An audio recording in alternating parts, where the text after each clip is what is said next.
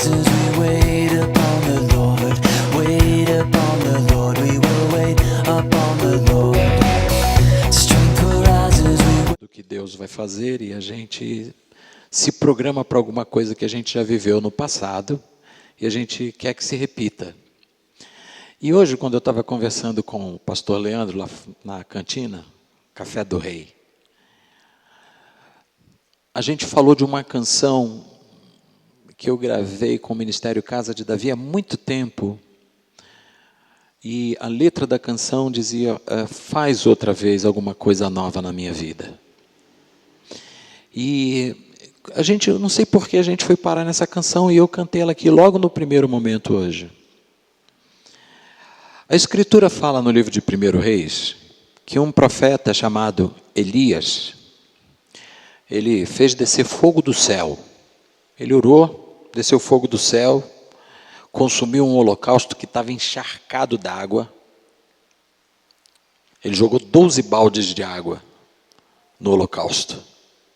Tem ideia do que é isso? Ele mandou cavar uma vala assim em volta do altar. Está lá no livro de 1 Reis, capítulo 18. E ele falou: tragam 3 baldes d'água, 4 baldes d'água. Aí os caras jogaram em cima do altar com um sacrifício ali. Ele falou: joga de novo, 3 vezes. 12 baldes d'água. Água em Israel é caro para burro. E não tinha água, porque estava 3 anos e meio sem chover. E aí quando ele faz aquele aguaceiro em cima do altar, ele ora e desce fogo do céu e consome o altar todo, as pedras do altar e a água que estava na valinha. E esse cara teve uma experiência estrondosa com o fogo de Deus, amém? Mas aí ele recebe um recado, depois desse milagre, de uma mulher chamada Jezabel, que diz assim: você matou os profetas de Baal? Amanhã, não passa de amanhã, a tua cabeça não fica no pescoço. E o Elias fugiu apavorado. E ele foi para a montanha de Deus, Horebe. Já ouviu falar do Monte Horebe? Ele foi para lá. E aí a Bíblia diz que ele entrou na caverna e aí passou um fogo na entrada da caverna que ele imaginou que fosse Deus. E ele chegou, foi na porta da caverna com um manto na cabeça, né? Se cobrindo, e o texto diz que Deus não estava no fogo. Depois do fogo veio um vento, mas pensa. A Bíblia fala que o vento era tão violento que ele fazia com que as rochas se batessem uma nas outras.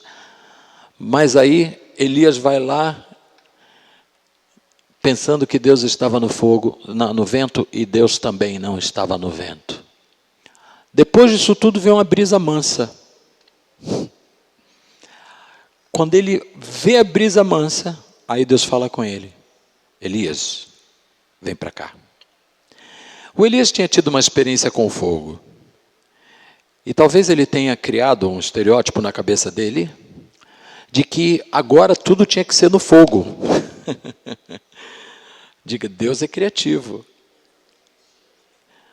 E hoje eu vou dar aula sentado. Amém? Eu fiz isso numa igreja da Suíça, me excomungaram. E era uma igreja muito religiosa. E eu fui pregar numa igreja que os caras só pregam de terno e gravata.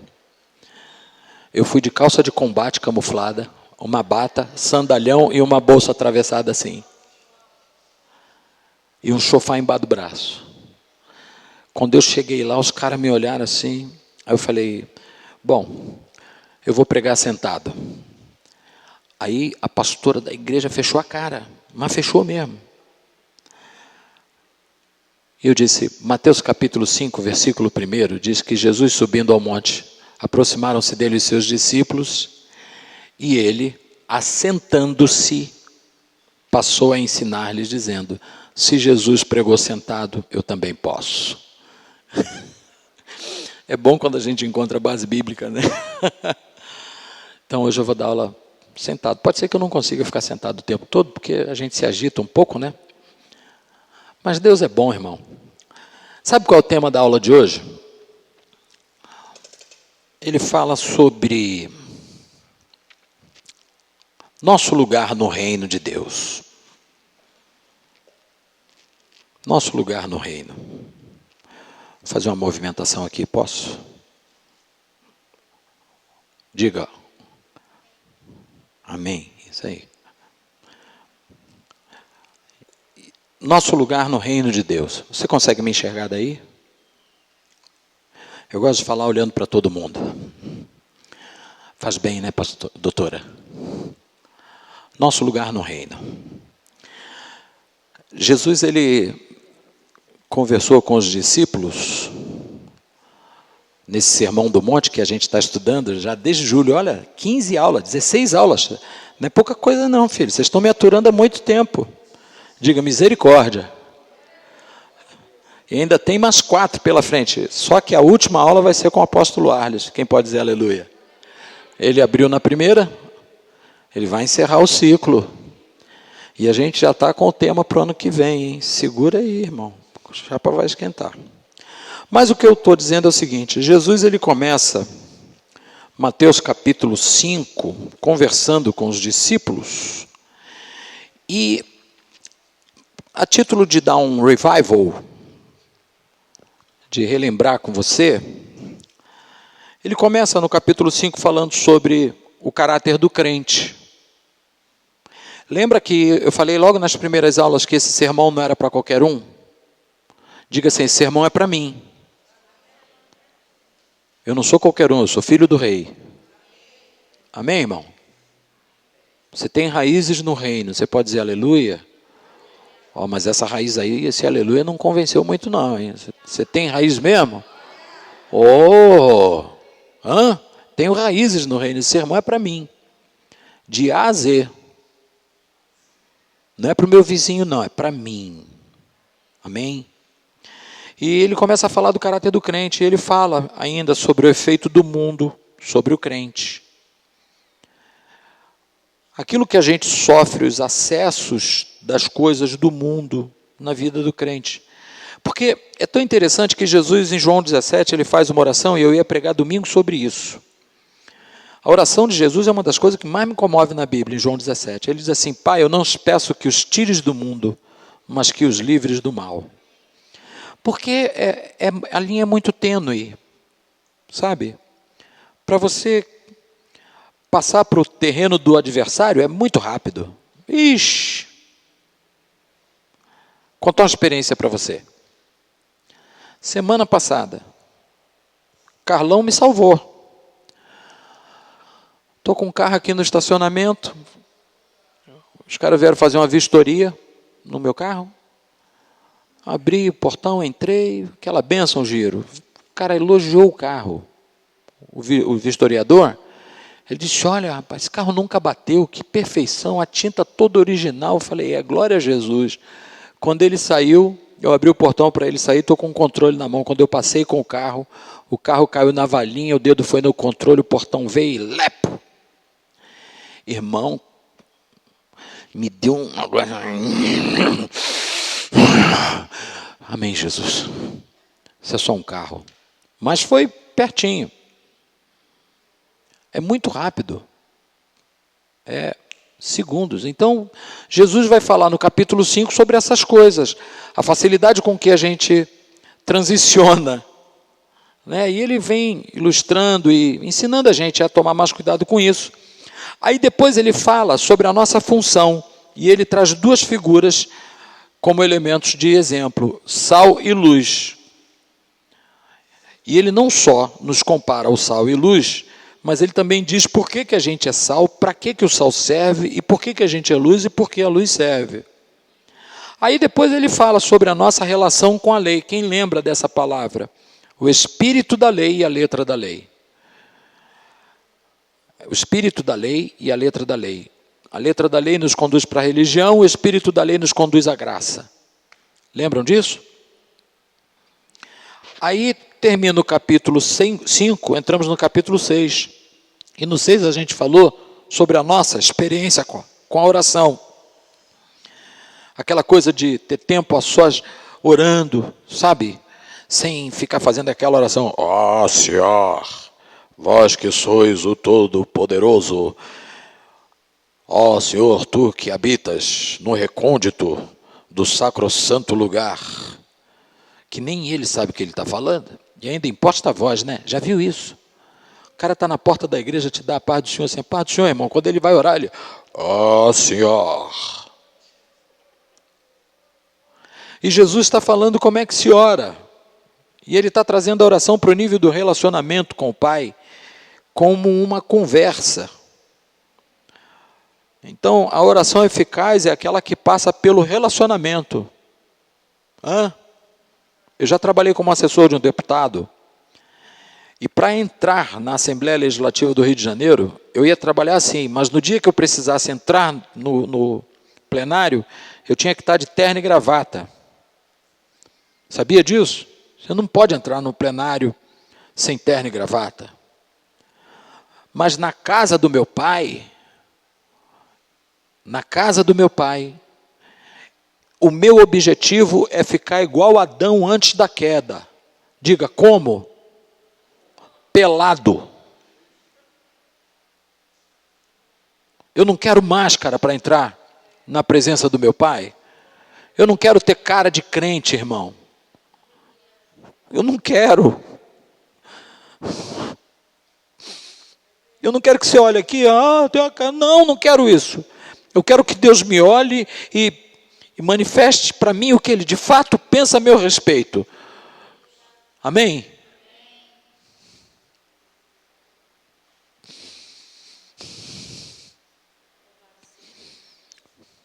Jesus também nos alerta, no capítulo 6 ainda, sobre o impacto das atividades deste mundo sobre nós.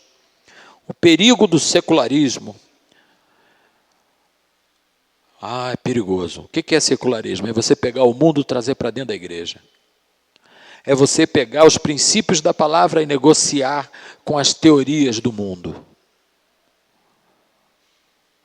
Irmão, morre aqui, tá? Mas eu já vi uma pastora dizer assim para uma pessoa: você está namorando fulano? Aí a menina disse assim, tô.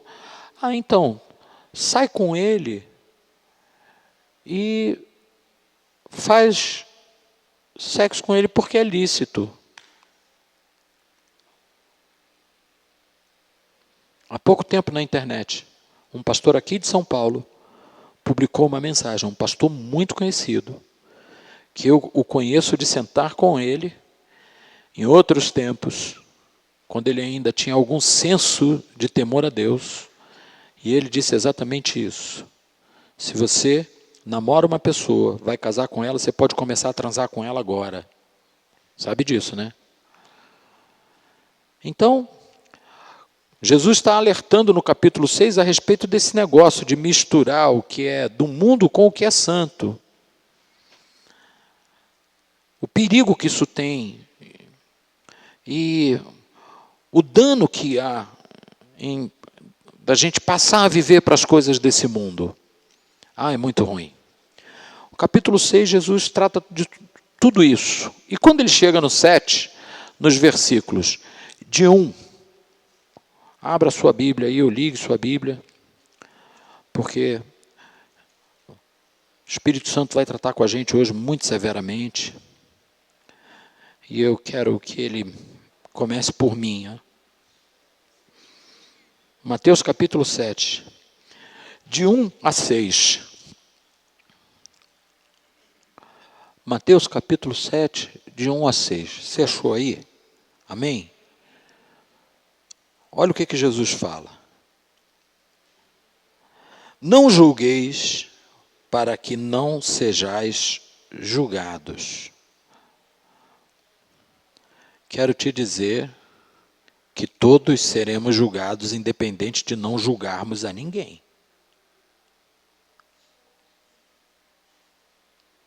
Porque com o juízo com que julgardes, sereis julgados. E com a medida com que tiverdes medido, vos hão de medir a vós.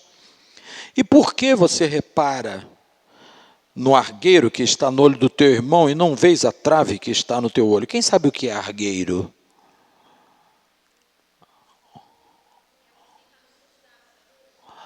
Argueiro é um cisco. Argueiro aqui. Então, aí Jesus está falando assim, você está reparando no cisco que está no olho do teu irmão e tu está esquecendo que tem uma trave no teu. O argueiro está num olho do teu irmão, mas a trave está impedindo os teus 2 olhos de ver.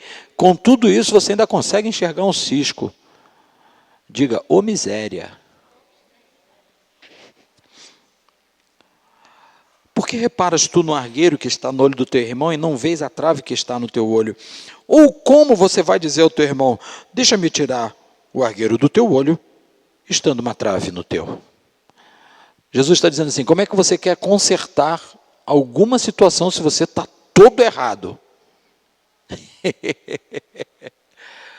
Ô Jesus, arregaça com nós nessa noite, papai. Aí, se eu prego do jeito que Jesus pregava, você me excomungaria, porque ele olhou e disse assim, hipócrita. Já pensou? Cláudia, eu chegar aqui no culto, Fátima, Onias, olhar para a igreja e dizer assim, hipócrita, ou igual João Batista, raça de víbora, você ia me excomungar, ia me bater. Se o apóstolo Orles fizesse isso, Jesus amado, mas Jesus fez, né? Ele olhou para todo mundo e disse assim, hipócritas, tira primeiro a trave do teu olho, e então cuidarás em tirar o cisco do olho do teu irmão.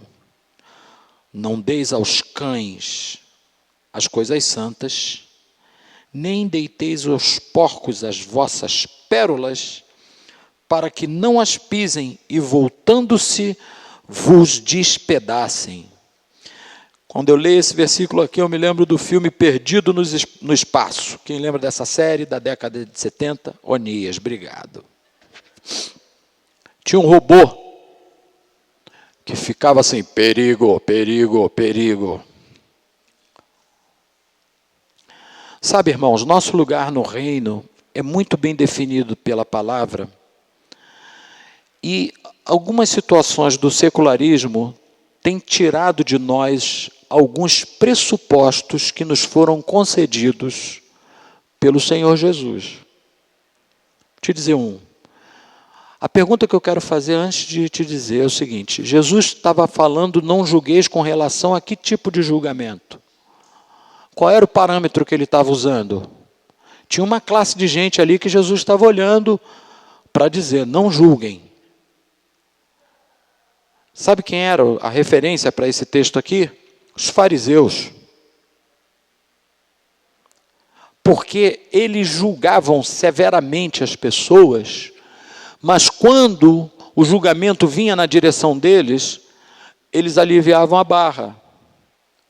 Tipo, tem gente que funciona assim, quando é para denunciar o pecado dos outros, ele aumenta o volume do microfone. Mas quando é para falar do pecado dele, aí ele abaixa o volume. E ainda é cínico, porque o dos outros tem nome, o dele é genérico. Sabe como é que ele ora? Ó Senhor, perdoai os meus pecados cometidos por palavras, pensamentos e obras. Aí o Espírito Santo fala assim, e qual o nome do pensamento que você teve? E qual o nome da palavra que você soltou? E quais foram as obras que você cometeu? Mas, quando ele vai falar do pecado alheio, ele aponta com uma precisão. E aí, o que acontece? Jesus olha para esse cara e diz assim, não julga, porque com a medida que você está julgando, você vai ser julgado. Agora, para nós ele dá uma outra direção, porque ele diz lá no versículo 6, alô, não deis as vossas pérolas aos porcos, nem lanceis as coisas santas aos cães. Se você não tem discernimento de juízo, como é que você vai saber quem é cão e quem é porco? Como é que você... Não, mas a Bíblia está dizendo para eu não julgar. É isso que a Bíblia está dizendo? Não. A igreja, inclusive, na primeira carta de Paulo aos Coríntios, Paulo diz assim, vocês vão julgar os anjos. Vocês não conseguem julgar as coisas de dentro da igreja? Mas o que está acontecendo? O mundo está exercendo tal influência dentro da igreja que o pecado não sofre uma ação de condenação. E aqui eu estou dizendo condenar o pecado, não o pecador. Porque mais tarde, nessa lição, a gente vai ouvir falar de juízo condenatório. Não é esse o lugar. Mas o que o Espírito Santo nos legitima a fazer é reprovar as obras infrutíferas das trevas. E reprovar precede julgamento. E aí, por causa da influência do mundo, a gente começa a sublevar algumas coisas e a tolerar algumas coisas. Você quer um exemplo? Vocês conhecem a síndrome de Gabriela? Como é que é a síndrome de Gabriela? Aí, o pensamento que está regendo, que está estabelecido na agenda do anticristo a respeito das questões homossexuais, estão abordando que o cara nasceu homossexual. E aí, as igrejas estão começando, e eu te digo isso por experiência, fora do Brasil, pastoreando fora do Brasil, começam a admitir, e semana passada, posso falar porque isso se tornou público no Facebook, em tudo que é, uma pastora batizando uma pessoa famosa, que é notadamente homossexual, envolvida com uma pessoa do mesmo sexo, embora ela agora não sabe mais nem o que ela é. Bom, e aí as coisas passam a não serem denunciadas, porque a gente não pode julgar. Você entendeu o que está acontecendo? A igreja começa a perder senso de disciplina contra o pecado, e aí ela forçosamente começa a caminhar na direção da tolerância. Por quê? Porque o peso da palavra deixa de ser exercido com a autoridade que foi declarada. E agora nós vamos avaliar a palavra de Deus pelas perspectivas da secularização. Não é bem assim, Davi. Porque naquela época não era assim, irmão. Esse negócio existe desde que o mundo é mundo. Inclusive, uma das causas da queda do Império Romano foi isso. Não é de agora, irmão. Mas agora, aquilo que estava para fora da igreja, por causa da secularização, começa a entrar dentro da igreja e vai criando corpo, e vai criando corpo, e vai criando corpo, a ponto da gente não poder mais dizer o que é pecado. Eu estou correndo o risco de, quando isso cair na internet, eu ser citado. Mas eu posso fazer o quê, irmão? Hoje nós estamos com dificuldade de julgar exatamente porque nós estamos falhando no nosso posicionamento. A gente começa flexibilizando o poder da verdade em nós, e aí os aplicativos e os enfeites da sociedade começam a minar o poder da palavra. E sabe como é que eu vejo isso? Tão claro que eu sei que vai chegar o dia que vai se cumprir aquela palavra que Jesus disse assim: porventura, quando o Filho do Homem voltar, ele vai encontrar fé na terra? Sabe por quê, irmãos? Porque hoje o racionalismo, ele trabalha tão fortemente contra a fé, que aquilo que eu não posso entender, eu não creio. Sabe o que Tomás de Aquino, Agostinho de Hipona, dizia? Que o pressuposto do crer não é entender. O pressuposto do crer é querer crer. É uma decisão de crer. Eu não preciso entender para crer. Eu preciso abrir o meu coração e dizer: eu creio. Não sei o que o Senhor vai fazer, mas eu creio. E a base para eu crer é o caráter de Deus. O caráter de Deus não depende da minha opinião, irmãos. Ele é Deus. Acabou. Então talvez você não possa eu tenho que abrir um parêntese aqui para te pedir perdão, porque depois que a minha esposa começou a trabalhar, essa primeira semana eu fiquei meio desorganizado lá no Bible, mas a semana que vem está tudo normalizado, que eu vou aprender a fazer tudo que ela... Já chegou? Aleluia, obrigado, Carmen Mandrico, obrigado.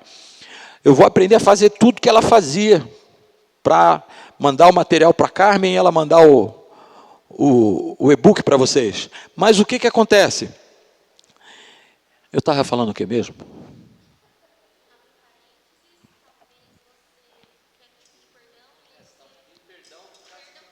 Não, mas antes de eu pedir perdão. Exatamente. O caráter de Deus está firme. Então, eu posso... agora eu me lembrei. Eu posso chegar para você e falar assim, eu vou te mandar o e-book. E por alguma falha, eu não mandar. Sabia? Acontece alguma coisa, ou eu mesmo me torno relapso naquilo que eu tenho que fazer, vou procrastinando, e aí quando chega na hora eu estou... Acontece.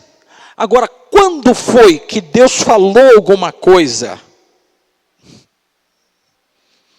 que Ele não cumpriria? A ponto de, nas Escrituras, em Números 19, dizer assim, Deus não é homem para que minta, nem filho do homem para que se arrependa. Porventura, falando, não cumpriria, prometendo, não o faria.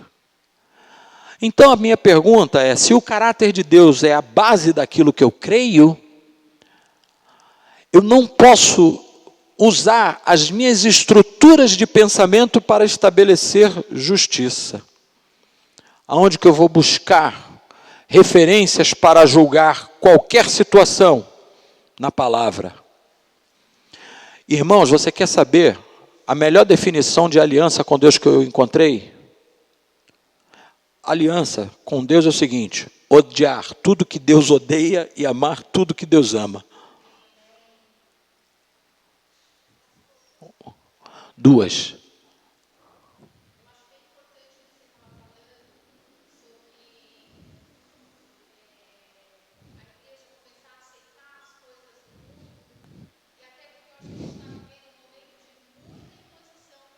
Sim.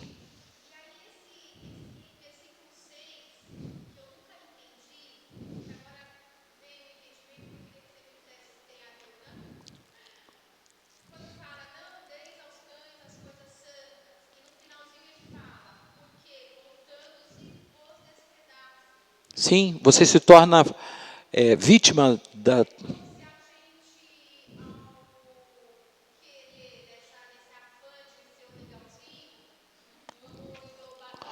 Vai acabar se ferrando. Exatamente isso. Deixa eu te dizer uma coisa. Quem é o cara bem aceito na sociedade hoje? É o politicamente correto. Hã? E o politicamente correto é o cara que não tem posicionamento nenhum. Ele é igual chuchu. Se ele está com camarão, ele tem um gosto. Se ele vai com chuchu, ele perde o outro gosto, porque chuchu com chuchu não dá nada, né, irmão? Se ele vai com frango, ele assume o gosto do frango. E aí, irmãos, isso vai meio que na contramão do que Jesus está dizendo. Ei, vocês são o sal da terra. Vocês são luz do mundo. Então, quando eu penso nessa questão do julgamento, eu entendo que a igreja, ela tem...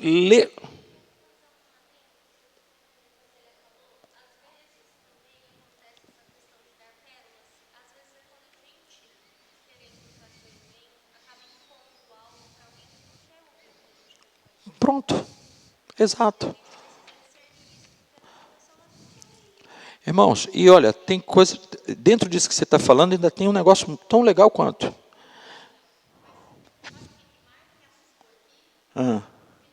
para que eles não se voltem contra você e te despedacem. O que está acontecendo? A igreja está tentando se adequar ao mundo e o mundo está olhando e pegando a igreja pelo pé. E está arrebentando, irmão. Você sabe que existem lugares no mundo que a igreja, a instituição, é totalmente desacreditada? Você vai na Inglaterra, irmão. Você vai na Inglaterra, berço do avivamento do século XIX. Você chega lá, as igrejas estão virando boate. Eu fui chamado com a minha esposa, quando pastoreávamos na Suíça, para fazer um fechamento de Shabat junto a um grupo de cristãos que tinha judeu messiânico junto. Era uma salada maluca pra caramba. O apóstolo Arles pregou lá. A igreja protestante, num local tradicionalíssimo de Genebra, tradicionalíssimo, Église Évangélique au Plan Palais, plano do palácio, Plan Palais, plano palácio. A igreja, ela está num lugar onde todas as águas de Geneve passam por baixo. Vai vendo o panorama profético. A igreja foi construída por um pastor protestante de raiz judaica. Um templo de 1800 e alguma coisa. Só que atualmente houve um tal esvaziamento do evangelho que a igreja não tinha dinheiro para se sustentar. Sabe o que eles passaram a fazer? Alugar para outras igrejas. E dentre as igrejas que alugaram, uma igreja inclusivista do movimento LGBT. E eles começaram alugando um horário antes de nós no sábado. E Márcia falou comigo, Davi, se a gente não conseguir levantar patrocínio para pegar todos os dias dessa igreja, eles vão pegar. Não deu outra. Sabe às custas de quem? George Soros. Bancando o movimento LGBT de Genebra. A coisa chegou ao ponto da gente chegar dentro da igreja, ter estátua de Buda, altar com vela e a bandeira gay no altar. Sabe por quê, irmãos? Porque a igreja começou a querer se posicionar politicamente correta. E aí, a gente agora não aponta mais, com autoridade do Espírito, aquilo que o Espírito Santo está dizendo que é pecado. Irmão, olha as 7 igrejas da Ásia.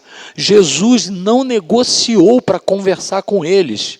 Ele olhou e disse, olha, eu tenho contra você que você deixou o teu primeiro amor. Eu tenho contra você que você acha que é rica, mas você é pobre, miserável, cego e nu. Eu tenho contra você isso e isso.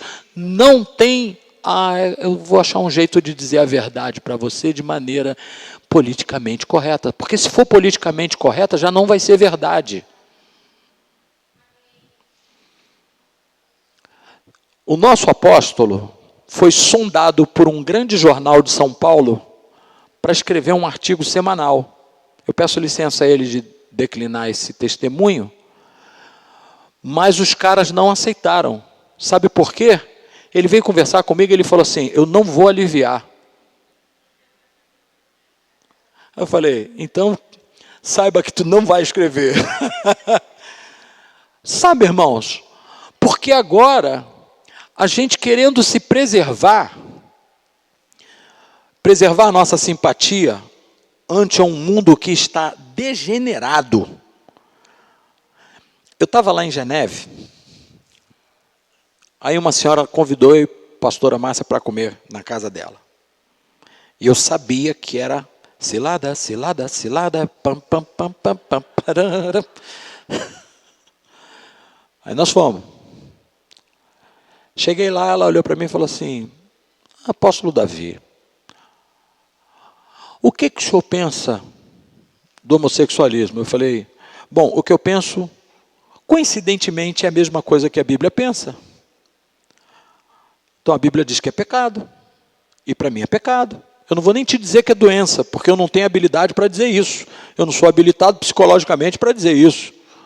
Não tenho informação para dizer isso. Agora eu tenho informação bíblica para dizer que é pecado. Aí ela olhou para mim e falou assim, mas o meu filho é homossexual. Eu falei, eu vou me aproximar dele, vou respeitá-lo, vou amá-lo, mas se ele me perguntar o que eu penso, eu vou dizer para você eu vou dizer para ele o que eu estou dizendo para você. Então, irmãos, parece que a gente está perdendo esse senso de julgamento. E aí que fica pior, porque a gente está com medo de ser julgado. Sacou qual é o problema? O problema não é julgar. O problema é que a gente não quer ser julgado.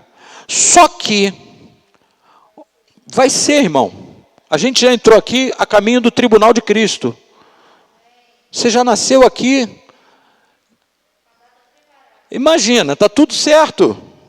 A intimação vai chegar, irmão. E vai ter audiência, vai ter que sentar lá diante do justo juiz. Agora, vamos lá. Se a gente vai julgar, qual é o primeiro princípio? Jesus fala em Lucas 7 assim: julguem segundo a reta justiça, não segundo a aparência. Onde é que eu vou encontrar amparo para julgar segundo a reta justiça?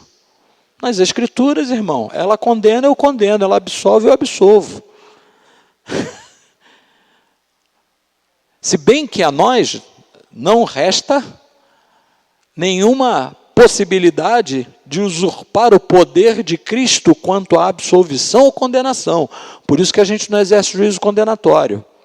Agora, que a gente vai pontuar as coisas com veemência e com sinceridade, com todo o amor do mundo, mas vai olhar e dizer assim: cara, você me desculpa, mas o que você está fazendo é pecado. Você não está compartilhando uma informação de fulano para que a gente ore por fulano, você está fofocando. Porque a gente fala de um monte de pecados escabrosos, mas fofoca é algo terrível. Hã? É ou não é, Onias? Irmão, tinha uma brincadeira que a gente fazia, uma dinâmica sobre fofoca. A gente chegava no ouvido de uma pessoa, botava 10 assim na frente.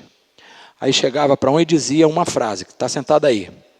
Aí chegava no ouvido de um aqui e falava a frase que falou para aquele lá. Só ele sabe a frase.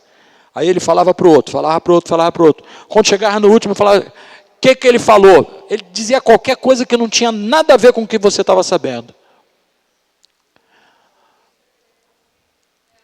Em São Paulo é telefone sem fio. Rádio, o apóstolo Arles dá um outro nome. Rádio peão, né? Lá no Rio a gente chama de rádio perereca. Que é aquelas que tem na favela que fica uma caixinha de som lá no poste. Chamava rádio perereca. E eu vou te dizer mais o seguinte: nós julgamos com base, em muitas ocasiões, em 2 sentimentos. Sabe quais? Hipocrisia e hipercrítica. Sabe o que é um coração hipercrítico? Ele sempre avalia as situações querendo achar o defeito. Cara, ele não consegue não achar um defeito. E eu, muito tempo, luto contra isso. Eu tenho que me policiar, irmão, porque eu tenho um senso crítico terrível.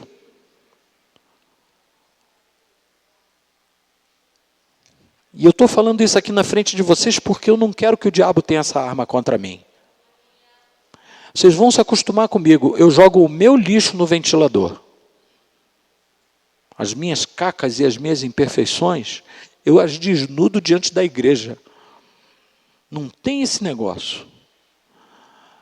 E aí o julgamento do hipercrítico é um julgamento que coloca ele num lugar muito vulnerável, porque ele não deveria julgar, mas como ele julga, ele vai ser julgado com o mesmo crivo.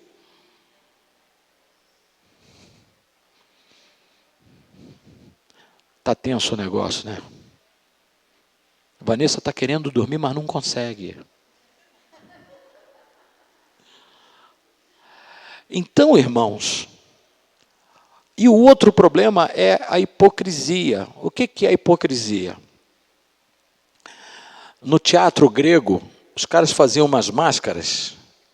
A palavra hipocrisia vem da palavra grega hipócrisis, que era uma máscara que amplificava o som do artista para que todo mundo pudesse ouvir. Então, na verdade, ele não tinha aquela voz. Existia alguma coisa que amplificava o som da voz dele. Cultura geral, hein? Apóstolo Davi também é cultura, diga glória a Deus. Irmão, o que acontece? O hipócrita, ele amplifica para fora aquilo que não tem para dentro. Diga, ui.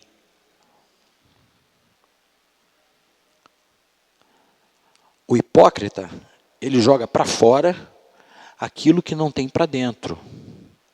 Então ele faz com que as pessoas ouçam a voz dele, mas dentro da consciência dele, ele sabe que não é nada daquilo. E aí que tipo de julgamento pode ser esse? Ele será réu do próprio julgamento, irmão. Ele vai ser réu do próprio julgamento. E o Senhor está dizendo para nós, não julga segundo a aparência. Ah, irmão, vou te contar uma. Estou eu no Nordeste. Não sei se eu contei isso aqui. Fui viajar com o Sérgio Lopes. Aí, saímos de uma cidade chamada Baixa Grande. Sabe onde é isso? Interior da Bahia. 6 horas antes de Juazeiro do Norte. E numa van, giro, que van ruim. A van era uma coisa van. E a gente foi naquele trem até... Aí chegamos na cidade de Petrolina, às margens do Rio São Francisco. Aliás, quando vocês forem a Petrolina, vocês procurem um lugar que é no meio do rio, uma ilhazinha que tem um barzinho pequenininho de madeira. O cara faz um surubim ao molho de melão com acerola. Maravilhoso. Aí eu cheguei lá de madrugada, fui dormir. Quando foi 6 horas da manhã, me deu um negócio assim, falei, não estou conseguindo dormir, vou orar. Aí o colega de quarto da banda do Sérgio Lopes estava dormindo, eu me ajoelhei e orei. E aí o Senhor falou comigo em Isaías 6, eu li o texto, chorei na presença de papai, dormi de novo, acordei assustado, porque café em hotel acaba que horas? 10 horas, irmão. Acabou o milho, acabou a pipoca. Não tem acerto. E quem já tomou café no Nordeste sabe que a coisa é diferente, né? Café no Nordeste tem macaxeira, diga aleluia. Tem ame-cará, glória a Deus. Tem tapioca, louvado seja o nome do Senhor. Tem salsicha guisada, ô glória. Tem carne de sol guisada. Queijo de coalho com pão. Meu pai, galinha guisada. Suco de mangaba. Coisa fina. E eu acordei com a fome de 15 crentes. E faltava 10 minutos para o café encerrar. Eu desci igual um desesperado. Aí, cuscuz. Aliás, eu sou campeão no cuscuz. Glória a Deus, mas eu faço bem aquele negócio. Sou filho de nordestino, né, irmão? Esse meu sotaque carioca tem qualquer coisa do Nordeste, perdão. Aí, desci. Quando eu cheguei lá no restaurante, o garçom já estava tirando os negócios tudo. Eu falei, rapaz, para tudo. Por favor, tenha misericórdia desse pobre músico aqui. Estou com fome de 15 crentes. Aí ele, o senhor quer alguma coisa que não tem aqui? Eu falei, consegue dois ovinhos, assim, na banha de coco, aquela coisa bem light. Ele trouxe os ovinhos, eu comi, tomei o café da manhã. Aí ele chegou e falou assim, você é músico? Eu falei, sou. E tu é músico do Calcinha Preta? Porque o ônibus do Calcinha Preta tinha encostado de madrugada lá no hotel. Aí eu falei, nem da Calcinha Roxa, filho, eu sou músico do Sérgio Lopes. Aí ele disse, e tu é crente? Eu falei, sou. Sabe como é que eu estava vestido? Bermuda, chinelo, camiseta, regata. Irmão, o calor era tanto que a caspa pulava igual mandiopan na cabeça, assim. Aí estou eu, assim, vestido assim, de anel, cordãozinho. Aí ele olhou e falou assim, e tu é crente? É? Eu falei, sou. Aí ele disse, não. Eu falei, sou, rapaz. E tu é músico de quem? Eu falei, do Sérgio Lopes. Tu toca com o Sérgio Lopes? Eu falei, toco, meu filho. Toca é nada. Tu com essa roupa assim de mundano, esse cordão de ouro aí, tu é crente onde? Eu falei, filho do cão. O que você estava fazendo 6 horas da manhã, filho? Eu falei, eu estava na condução. Falei, e eu estava de joelho. E sabe o que papai falou comigo?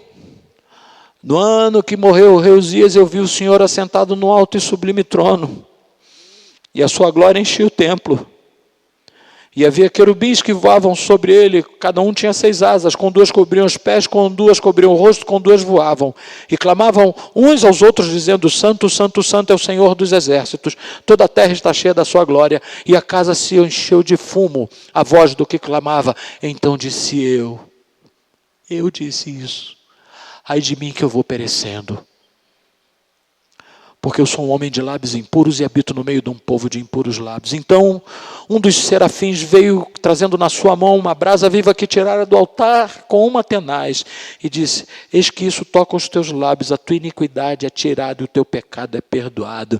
Então ouvi uma voz que perguntava: a quem enviarei, quem há de ir por nós? Eu disse: eis-me aqui, envia-me a mim. Querido, ele estava falando isso comigo às 6 da manhã, você vem dizer que eu não sou filho dele? Passa amanhã perturbado. Porque a gente vai fazer juízo de valor exatamente por aquilo que a gente olha. E essa era a prática dos fariseus. Não é segundo a reta justiça. Porque segundo a reta justiça, Jesus pega uma mulher que foi pega em adultério, flagrante de adultério. Mas o troço era tão escabroso que os caras, em vez de levar o homem e a mulher, levaram só a mulher. Olha como é que é terrível, rapaz. E os caras, querendo testar Jesus, dizem: Senhor, segundo a lei de Moisés, essa mulher foi pega em adultério e a lei diz que ela tem que ser apedrejada. E Jesus está escrevendo no chão, irmão, eu viajo na maionese, se liga. Jesus devia estar escrevendo assim: pilantra, safado, ladrão, picareta, mentiroso. Não vou falar PT não. Perda total. E ele escrevendo, até que ele olha e diz assim: tem alguém sem pecado aí? Atira a primeira pedra. Aí sai do mais velho ao mais novo. Sabe por quê, irmãos? Os caras se tornaram réus do próprio julgamento. Aí Jesus falou: bom, e aí, mulher, cadê os caras que estavam te acusando? Cadê? Foram embora? Foram. Não te condenaram? Ela disse: não, nem eu te condeno. Vai e não peques mais. Jesus deixou de julgar aquela mulher? Não. Ele julgou, porque ele disse: não peques mais. Ou seja, ele olhou e disse: você pecou. Mas agora, te julgando pela perspectiva da graça, eu estou dizendo que o teu pecado está manifesto, agora não peca mais. Irmão, isso é muito glorioso, porque isso legitima a ação da igreja no confronto com o pecado. Você tem ideia do que é isso? Aí o cara fala assim: não, mas eu não sei falar a verdade, eu só sei mentir. Ah, irmão, Jesus te ama. Tem um pregador nos Estados Unidos chamado Paul Washer, que ele é chamado de puritano. Eu vi uma mensagem desse cara que dá pano para manga, irmão. Que ele olha e fala assim: ultimamente estão pregando que Deus ama o pecador e odeia o pecado. Não, Deus odeia o pecador. Salmo capítulo 5.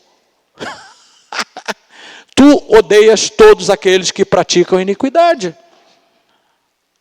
E a gente está querendo amar as coisas que Deus aborrece. O nosso senso de julgamento está ficando fragilizado. Consequentemente, a disciplina fica comprometida. Experiência minha. Passei, irmão, no ministério, errei. Eu e minha esposa, querendo amar as pessoas mais do que Deus ama. Querendo amar as pessoas mais do que Deus ama. Digo, vai dar errado. Pode falar que eu sei que dá. Deu ruim. Deu ruim. Porque sabe o que aconteceu, irmão? Eu tentei segurar alguém com o meu amor dentro da igreja. Sabe? Não, vai vencer. Pessoa aprontando, irmão, a dar com pau, roubo. Não, Jesus vai te... Se bem que a gente só foi saber do roubo no dia que ela confessou para a igreja. Que a pessoa confessou para a igreja, porque até então a gente não sabia, senão eu tinha entregue na polícia. Mas, irmão. Mas a questão que estava envolvendo a vida dessa pessoa era passiva de disciplina. E eu fui deixando a coisa solta, não, porque vamos tratar aqui no gabinete, vamos resolver. Irmão, sabe onde é que a pessoa está hoje? No mundo. E aí o Espírito Santo olha para mim exatamente agora e diz assim: o teu amor foi suficiente para segurar alguém?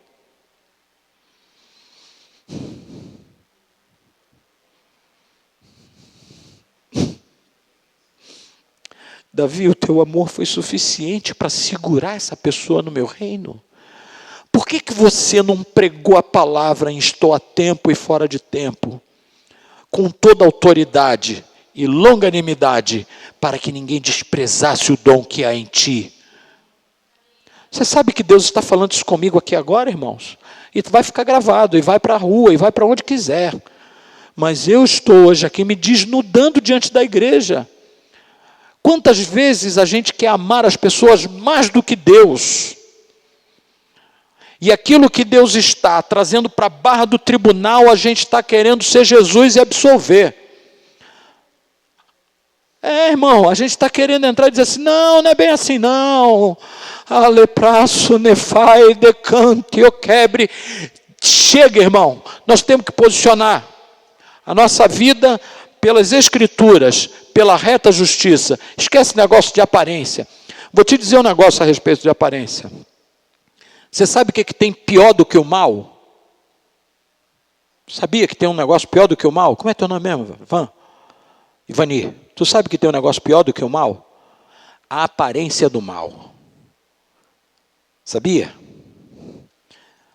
A aparência do mal é pior do que o mal. Como é que você fala isso? Simples. A Bíblia diz que você pode, em se sujeitando a Deus, resistir ao diabo e ele... Mas com relação à aparência do mal, o apóstolo Paulo diz assim: fugir da aparência do mal. Ao diabo você se sujeita a Deus e resiste. Mas da aparência do mal, não mete o pé não para tu ver como é que acaba a história. Sabe por quê, irmão? O grande problema da aparência do mal é que ele, antes de parecer com o mal, ele parece com o bom.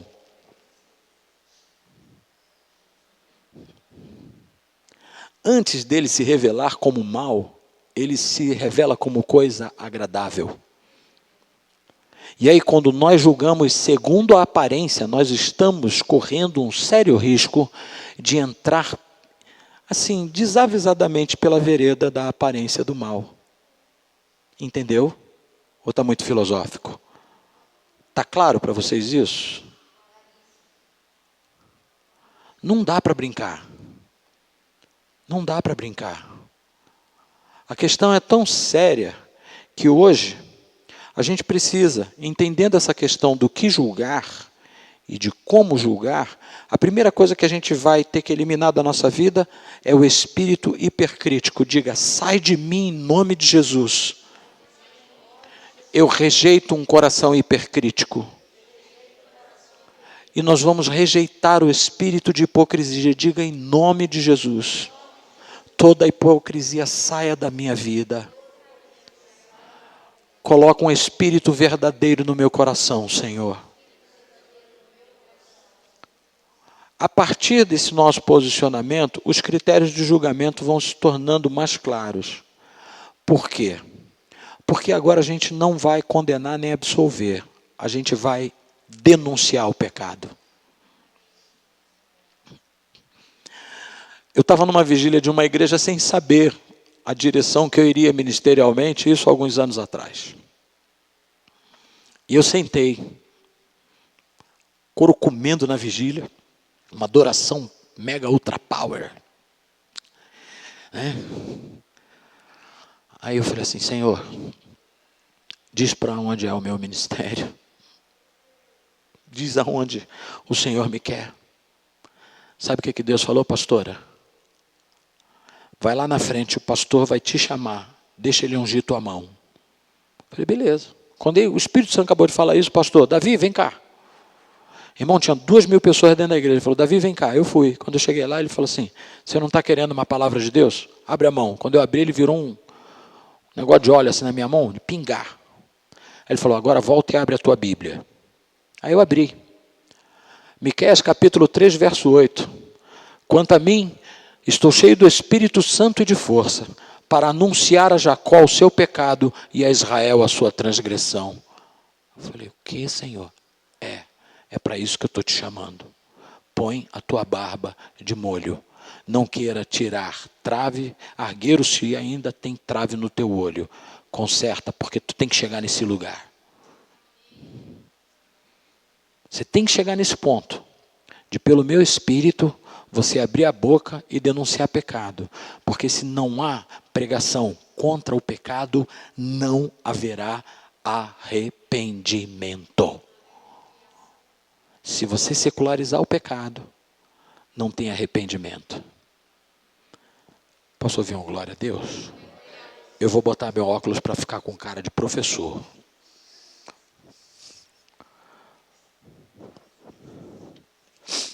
Glória a Jesus.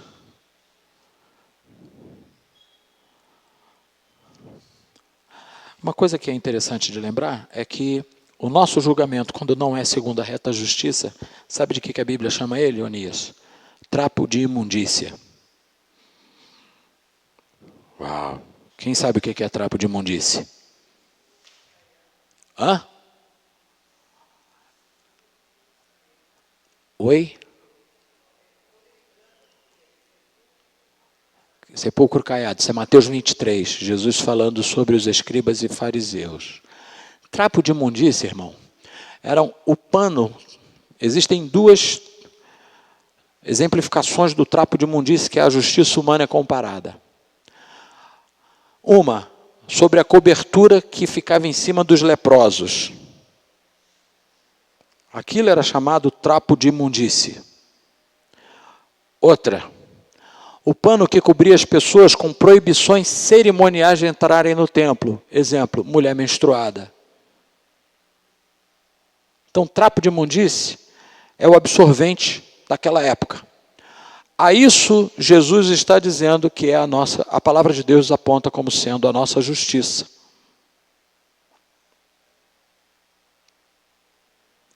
Quando a gente não julga segundo o parâmetro da justiça de Deus, mas a gente julga no senso hipercrítico, na hipocrisia, a nossa justiça é isso aí.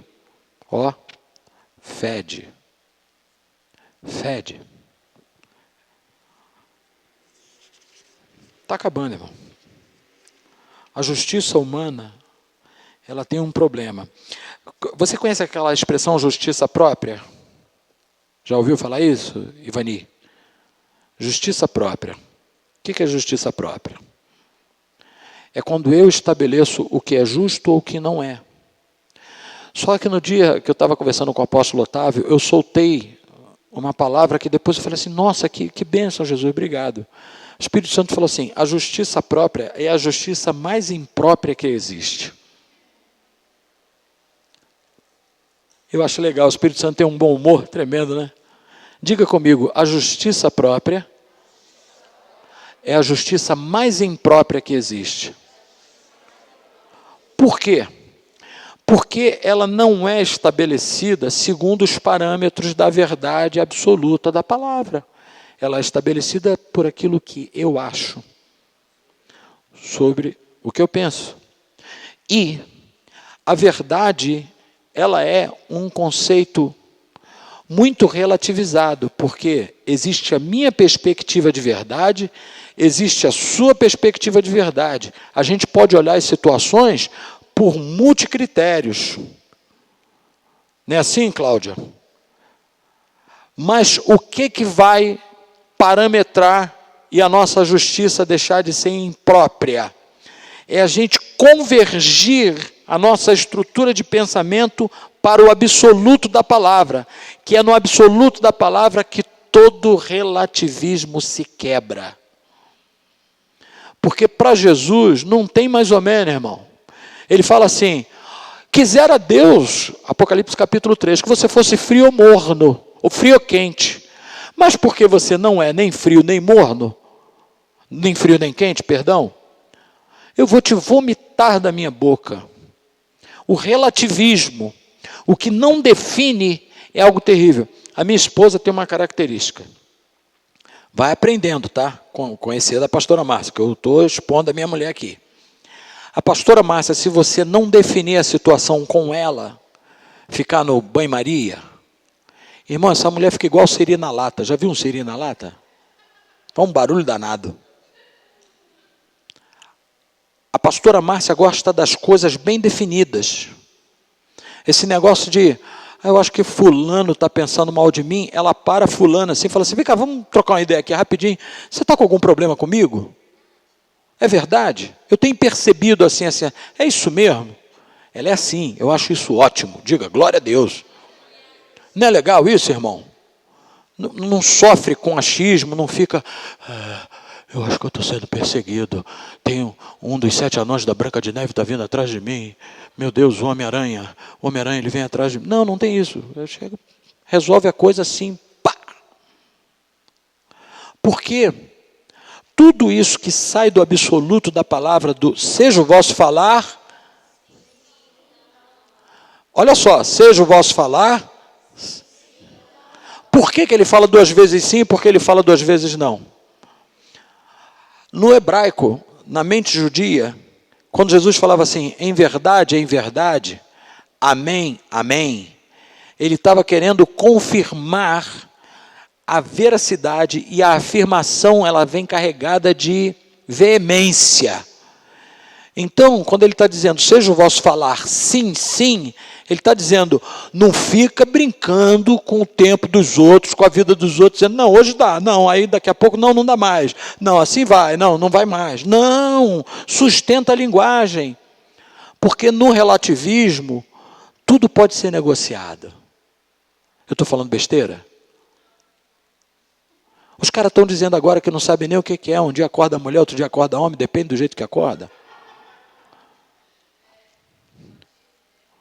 Eu quero ver no dia que ele vai acordar sendo um gorila. Será que chega a isso, uma lagartixa? Subindo num poste de 30 metros. Será que chega a isso? Porque, irmão, está absurdo o que a gente está vivendo. E nós, como igreja do Senhor, estamos sendo chamados para quebrar o relativismo dentro da igreja. Então, irmão, não fique em cima do muro. Josué chegou para o povo e falou assim, olha, escolham hoje o Deus a quem vocês vão servir. Se o Deus dos vossos pais que vos tirou da terra do Egito, ou os deuses dos amorreus em cuja terra vocês estão. Aliás, eu quero dizer uma coisa, eu e minha casa serviremos ao Senhor. Ponto fechado. Não tem negócio de ficar em cima do muro e dependendo da hora eu pulo para cá ou eu pulo para cá. Não, eu estou definido. Porque esses posicionamentos pela verdade, e 1 Coríntios 13:8 diz o negócio, nada podemos contra a verdade, senão pela verdade. Repita comigo, nada podemos contra a verdade, senão pela verdade. Significa que a verdade ela vai continuar sendo verdade mesmo quando ela se voltar contra você.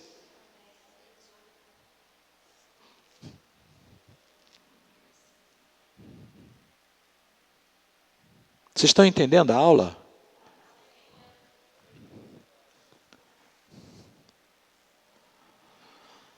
Como a gente vai conseguir estabelecer esse juízo? Aferindo todas as situações pelo prumo da reta justiça. 2. Eliminando da nossa vida a autojustificação. Sabe o que é isso? O pecado do outro é pecado, o meu é explicável.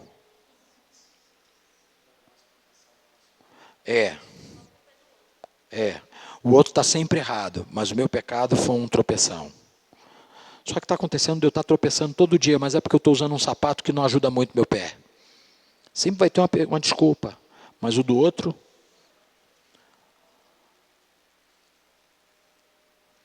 O que Jesus está proibindo, para encerrar, nessa palavra não julgueis, O segundo comentário, Ellicott. Eu li 5 comentários para dar essa aula hoje e fiquei desesperado lendo a Bíblia.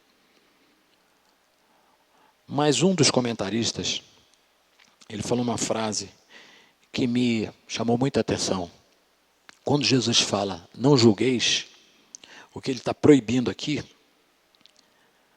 é o temperamento do julgamento censor, ávido por encontrar defeitos e condenar os homens. Vou repetir. O que Jesus estava proibindo é você julgar segundo esse parâmetro de censor, que fica olhando, vou ver se fulano vai tropeçar. Fulano tropeçou, tu vai lá e fala assim, pecador, eis que o mármore do inferno te aguarda. Jesus está proibindo isso. E aí ele diz lá em 1 Coríntios 11, 23, examine-se, pois, o homem a si mesmo. Acabou a aula.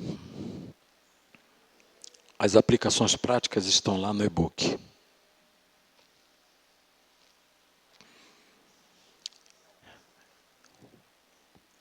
O que a gente faz?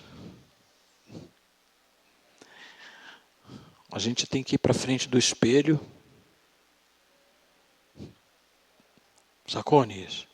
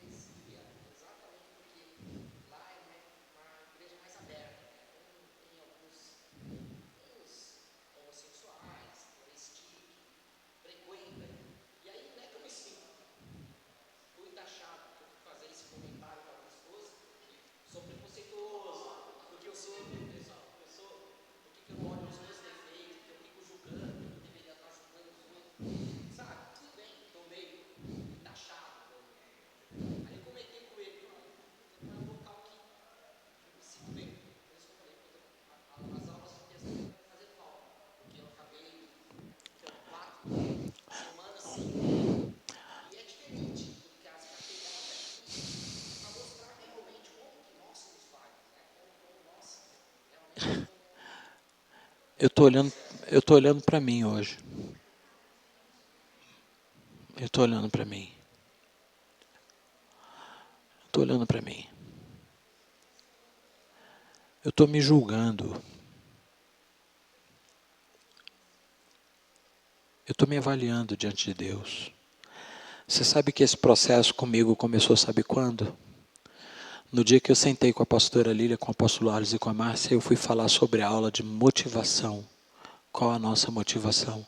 O Espírito Santo começou a sondar o meu coração e trazer para fora as minhas motivações. E eu todo dia estou olhando para Jesus dizendo assim, Senhor, não deixa que o meu coração se eleve.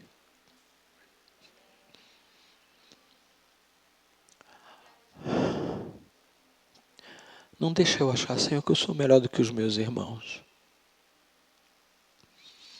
Não deixa eu achar que eu sou mais santo do que ninguém.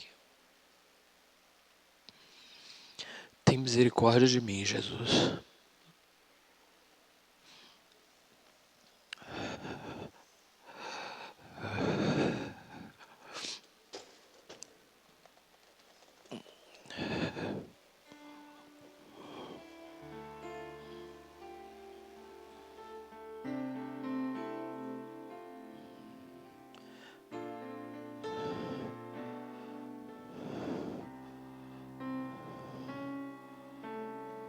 Senhor, meu coração não se elevou, nem meus olhos levantaram, não me exercito grandes assuntos e nem coisas elevadas para mim. De certo eu fiz calar e sossegar a minha alma, qual criança desmamada pra com sua mãe.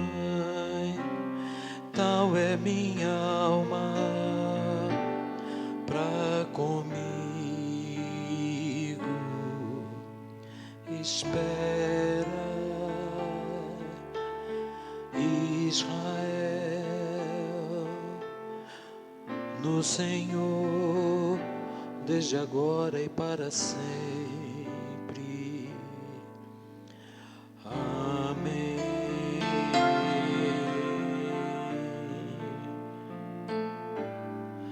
Amém.